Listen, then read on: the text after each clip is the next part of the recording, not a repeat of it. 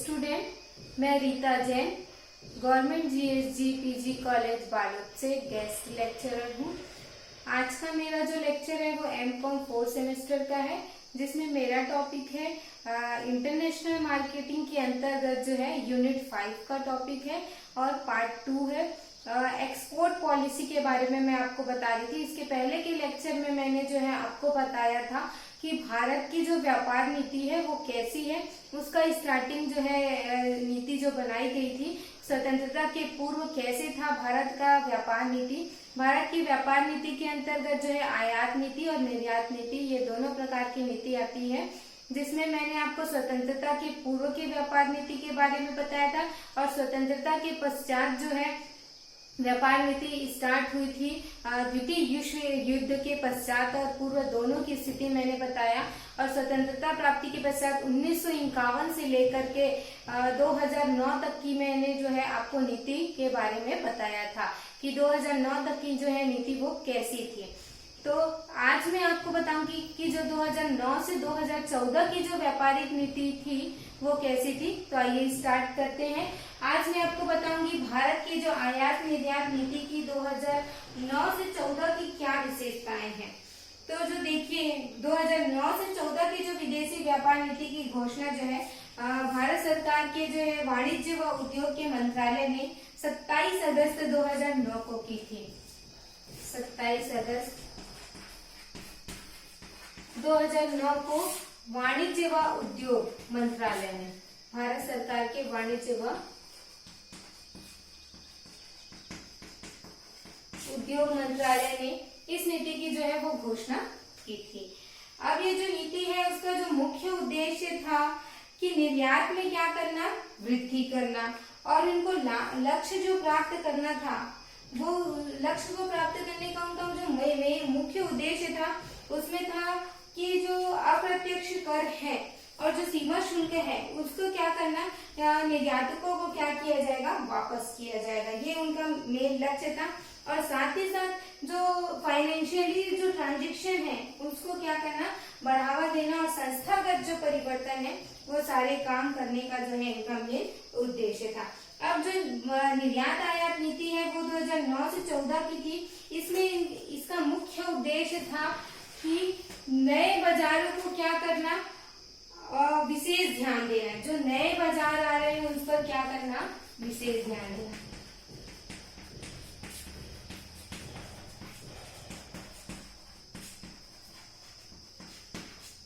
नए बाजारों पर क्या करना, विशेष ध्यान देना। जैसे नए बाजार आ रहे हैं, मान लो अमेरिका का है, अफ्रीका का है, ऐसे देशों के नए बाजारों पर क्या करना, विशेष ध्यान देना, उन पर क्या करना, ज्यादा फोकस करना। और उनके लिए जो प्रोजेक्ट बनाया गया था फोकस स्कीम, उसको भी जो है पहले 1 करोड़ था, उससे बढ़ाकर उसको क्या कर दिया गया, 2% और उसमें क्या की गई, बढ़ोतरी की गई। और उसमें जो है नए नए प्रोडक्ट को क्या किया गया, शामिल किया गया। इसके बाद जो है इनका भी इसकी विशेषता ये भी थी कि निर्यात के लिए जो है प्रोडक्ट की पहचान, निर्यात को प्रोत्साहन देना है तो उसके लिए क्या है, प्रोडक्ट की पहचान, उत्पादों की पहचान। तो जो प्रोत्साहन परियोजना बनाई गई थी, स्कीम जो बनाया गया था फोकस स्कीम, उसी को ही आगे बढ़ाया गया ताकि जो अगले निर्यात चरण है उस पर क्या है, प्रोडक्ट की पहचान की जा सके और उस पर क्या किया जाए, विशेष ध्यान दिया जाए। और जो निर्यात के जो शहर है उस पर भी क्या किया गया, ध्यान दिया गया कि कौन कौन से जो शहर है, भारत के कौन कौन से जो शहर है वो क्या कर रहे हैं, निर्यात कर रहे हैं।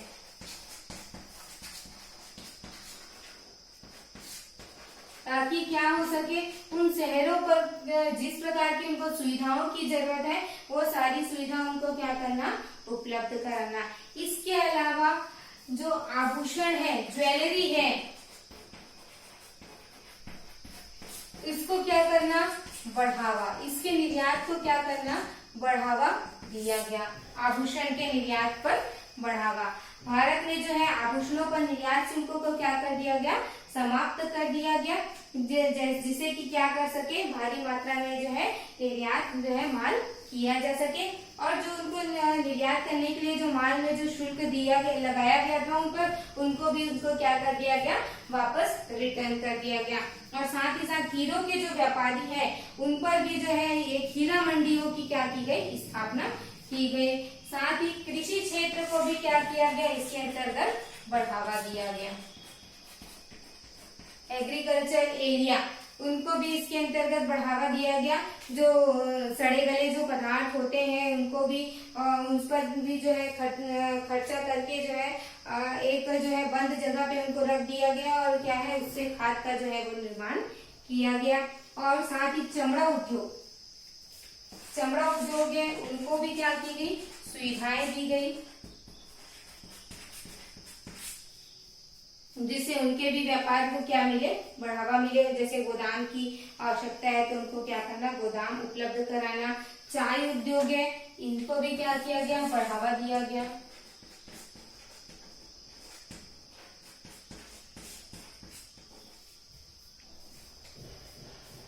उनके लिए भी प्रोजेक्ट बनाया गया।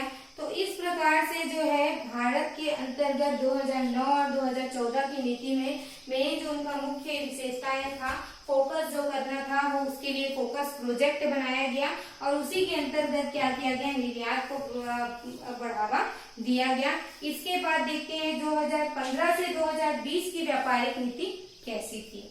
ये तो 2009 से 14 की थी, 5 सालों की नीति थी। अब देखते हैं 2015 से 2020 की नीति।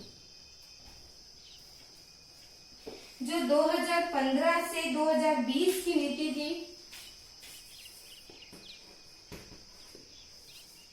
उसको जो है वाणिज्य मंत्री, केंद्रीय वाणिज्य और उद्योग राज्य मंत्री जो है निर्मला सीतारमण ने क्या किया गया, विदेशी व्यापार नीति को घोषणा की उन्होंने 2015 से 20 में। इसमें उनका उद्देश्य था, अभी आप जैसे कि जानते ही हैं, माननीय प्रधानमंत्री जी मोदी जी का जो है उद्देश्य था मेक इन इंडिया। इसी को ध्यान में रखते हुए जो है ये मैं आपको लेटेस्ट जो है 2015 से 20 की जो नीति बता रही हूँ, है ना। तो इनमें जो है जो नई पंचवर्षीय योजना थी जिसमें जो है वस्तुओं और सेवाओं की निर्यात को के साथ साथ जो है रोजगार को भी बढ़ावा दिया गया और साथ ही माननीय प्रधानमंत्री जी का जो मेक इन इंडिया है उसको ध्यान में रखते हुए जो है देश में मूल्य संवर्धन की नई गति की भी रूपरेखा तैयार की गई। और साथ ही साथ इस व्यापार नीति में जो है कारोबार करने के जो आसान तरीका है उसको भी बनाने पर जो है बल दिया गया था। और जो है निर्माण क्षेत्र और सेवा क्षेत्र है ना, मैन्युफैक्चरिंग और सर्विस दोनों ही क्षेत्रों में क्या किया गया, ध्यान उन्होंने आकर्षित किया है। इसके साथ ही एक्सपोर्ट ओरिएंटेड यूनिट और निर्यात गृहों की भी क्या की गई, स्थापना की गई। उसके लिए भी विशेष सुविधाएं उपलब्ध की गई जिससे कि क्या हो सके, भारत का जो विश्व व्यापार है उसमें भारत की हिस्सेदारी जो पहले 2% है उसको बढ़ाकर कितना करना है, 3 से 4% तक क्या हो सके, ये हो सके। साथ ही साथ जो है मंत्रालय है उनकी कार्यवाहियों के लिए भी जो है ऑनलाइन सुविधा दी गई, जो कि 24 आवर्स जो है वो 7 घंटे 24 घंटे 7 दिन 24 घंटे जो है पूरा वर्किंग करती है ऑनलाइन सुविधाओं के अंतर्गत। उनको किसी प्रकार का भी कोई भी दिक्कत जाता है तो उसमें जो है वो उनको हेल्प करती है। अब जो ये नई जो विदेश नीति बनाई गई उसके मेन प्रोविजंस क्या है, जो भारत की निर्यात आयात नीति को तो आप जान ही रहे हैं। इनका जो मुख्य जो है प्रावधान है,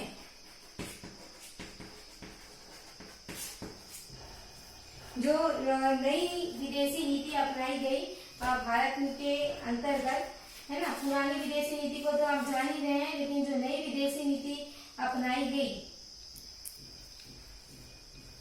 उसके अंतर्गत जो मुख्य प्रावधान है वो है 2 नई योजना। ये 2 नई योजना कौन सी है,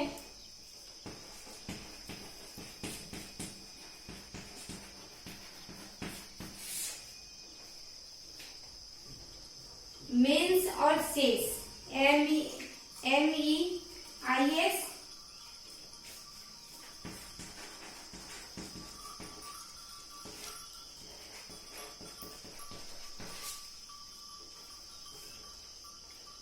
ये दो नई योजना जो है वस्तु निर्यात योजना से संबंधित है, MEIS और SEIS, जो भारत के निर्यात सेवा से संबंधित है, सेवा निर्यात योजना है।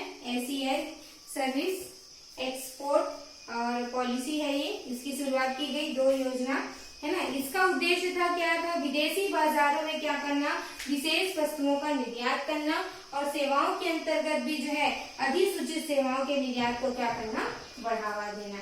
तो इसको स्थापना करके भारतीय सेवा निर्यात योजना क्या किया गया, आरंभ किया गया। और दोनों ही योजनाओं के द्वारा जो है ड्यूटी क्रेडिट को भी क्या किया गया, आयात की जाने वाली वस्तुओं पर भी कुछ प्रतिबंध लगाया गया और जो है चुनिंदा सेवाओं की भी दरों को क्या किया गया, बढ़ोतरी इसमें की गई।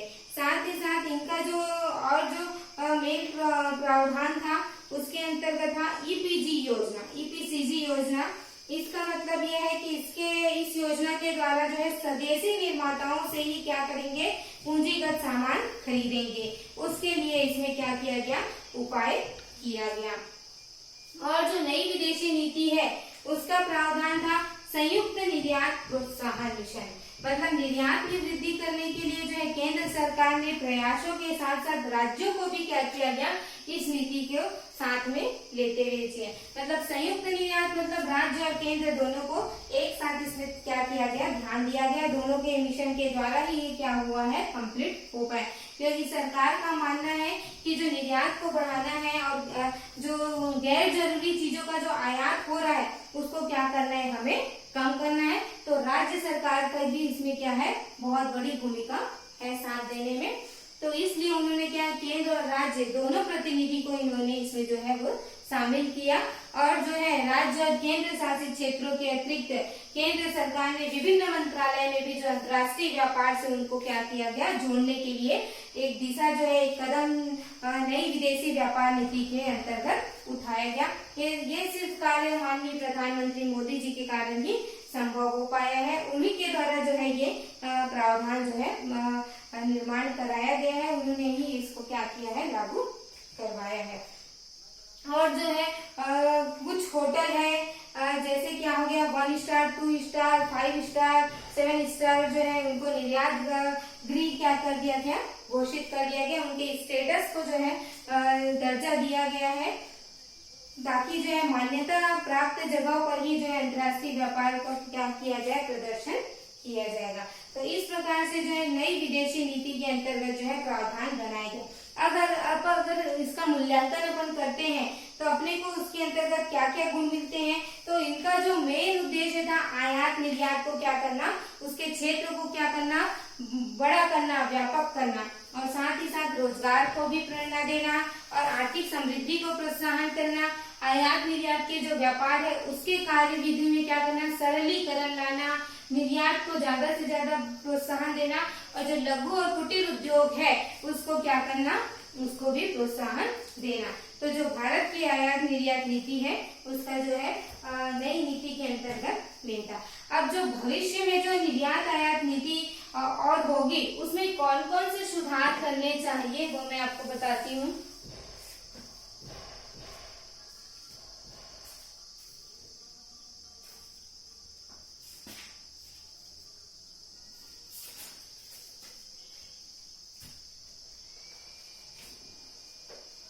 जब नीति बनाई जाती है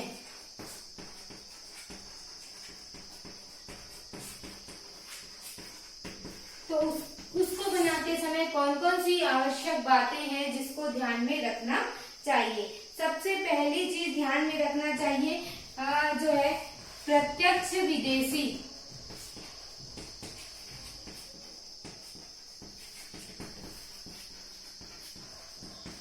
निवेशों को प्रोत्साहन।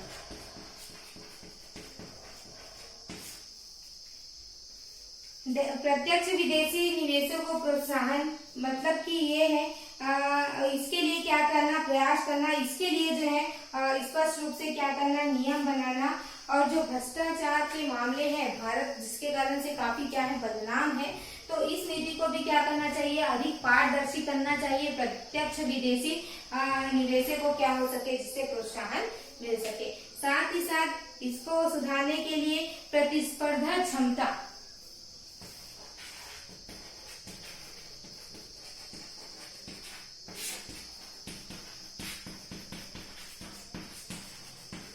प्रतिस्पर्धा क्षमता को बढ़ाने की क्या है आवश्यकता है भारतीय आयात निर्यात नीति में। देखिए भारत आज भी जो है प्रोडक्ट और सेवाओं के संबंध में जो है निर्यात में जो है काफी पिछड़ा हुआ है।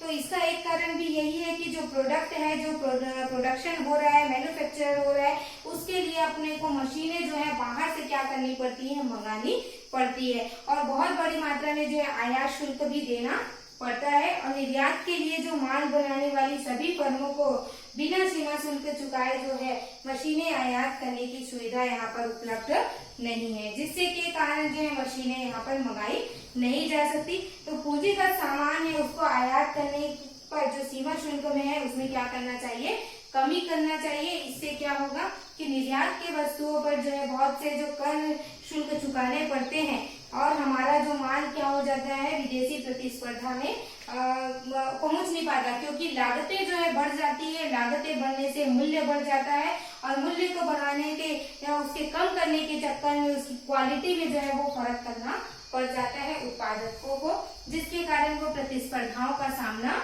नहीं कर सकते दूसरे देशों के साथ। तो ये एक बहुत बड़ा जो है माइनस पॉइंट हो जाता है अपने देश के लिए। साथ ही साथ निर्यात की जो औपचारिकताएं हैं उसको क्या करना, सरल करना।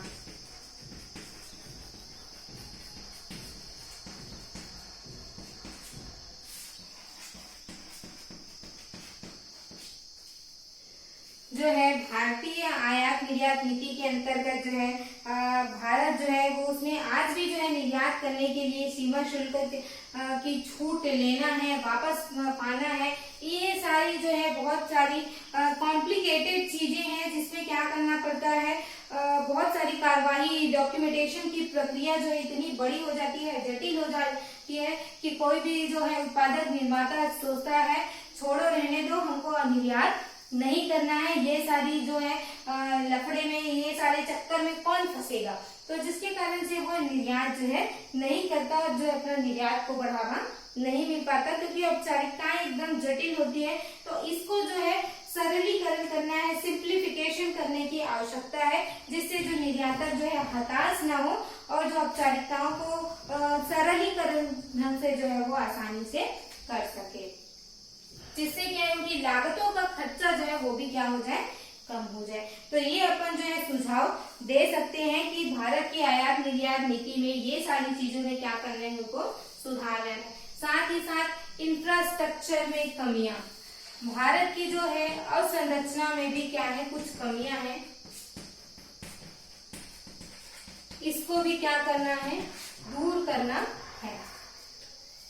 जो इंफ्रास्ट्रक्चरल डिफिशियंसी है, जैसे सड़कों की हालत खराब है, रेलगाड़ियों की भी जो है अकुशलता है, जिसके कारण से निर्यात किए जाने वाला माल जो है बंदरगाह पर ले जाने में भी अपने को क्या लगता है, बहुत सारा समय और बहुत सारी लागत बढ़ जाती है। और बंदरगाह में हमेशा क्या लगी रहती है, भीड़ लगी रहती है माल को जहाज में लादने के लिए, क्योंकि जो है माल को जहाज में लादने के लिए अभी भी जो भारत में पुराने तरीकों का क्या किया जा रहा है, प्रयोग किया जा रहा है, जिससे कि क्या होता है, आदेशित माल समय पर पहुंच नहीं पाता, माल को भेजने में क्या हो जाता है, विलंब हो जाता है। तो इंफ्रास्ट्रक्चर की कमियों के कारण भी भारत जो है वो पिछड़ा हुआ है।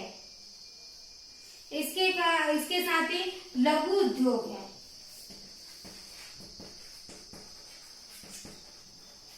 लघु उद्योगों को क्या करना है, प्रोत्साहित। लघु उद्योग जो है भारत के जो है निर्यात का 1/3 भाग, जैसे रत्न है, आभूषण है, मसाले हैं, तैयार कपड़े हैं, रेडीमेड, और जो अपने लघु उद्योग हैं, ये सारे उद्योगों को क्या करना, बढ़ावा देना, जिससे कि निर्यात में भी बढ़ाने में क्या करे, प्रेरणा मिले। साथ ही साथ जो है सेवाओं के निर्यात को भी क्या करना, प्रोत्साहन।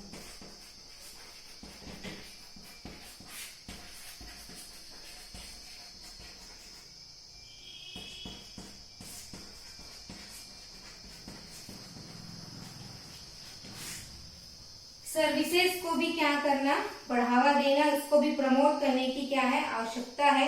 चाहे वो सॉफ्टवेयर का निर्माण हो, सिविल इंजीनियरिंग जैसी सेवा हो, चाहे फाइनेंशियल अकाउंटिंग जैसी सेवाएं हो, चाहे स्वास्थ्य सेवा हो, चाहे पर्यटन सेवा हो, इन सारी चीजों को क्या किया जा रहा है, प्रोत्साहन दिया जाना है। तभी जो है भारत की आयात निर्यात नीति में क्या हो सकता है, सुधार हो सकता है। देखिए इसके साथ ही जो है विदेशी व्यापार अधिनियम भी बनाया गया है।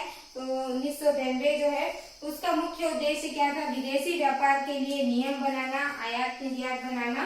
तो ये सारी चीजों को है ध्यान में रखते हुए भारत की जो है आयात निर्यात नीति है उसमें जो है सुधार किया जा सकता है। तो स्टूडेंट, आज की जो क्लास थी वो अपनी भारत की निर्यात नीति, आयात नीति जो है मैंने आपको आज जो है नई नीति के बारे में बताया है, जो कि अपनी 2015 से 2020 की जो नई नीति है वो जो है नई नीति आपको अपने एग्जाम में लिखना ही है। आप पुरानी नीति के बारे में तो लिखेंगे ही लिखेंगे, साथ में आपको 2015 से 20 की नीति को लिखना है। वो मैंने आपको आज बताया कि उसमें कौन सी 2 योजनाएं जो है वो लागू की गई है और उनका मेन जो पॉइंट क्या है, कौन सा फोकस योजना जो उन्होंने बनाया है। और साथ ही साथ मैंने आपको आज की क्लास में ये बताया कि जो आयात निर्यात नीति होती है उसके अंतर्गत सुधार करना है तो क्या क्या अपन जो है सुझाव दे सकते हैं, ताकि भविष्य में निर्यात आयात नीति बनाते समय वो सारी चीजों को क्या कर सके, ध्यान में रखा जा सके। आज की क्लास जो अपनी आयात निर्यात नीति की थी वो यहीं पे एंड होती है। अगर आपको कोई भी लेक्चर चाहिए तो मुझे कमेंट करेंगे, कोई भी दिक्कत जाती है तो मुझे जरूर बताएंगे और नेक्स्ट क्लास में मैं इसी यूनिट 5 का मैं आपको कंटिन्यू। Thank you.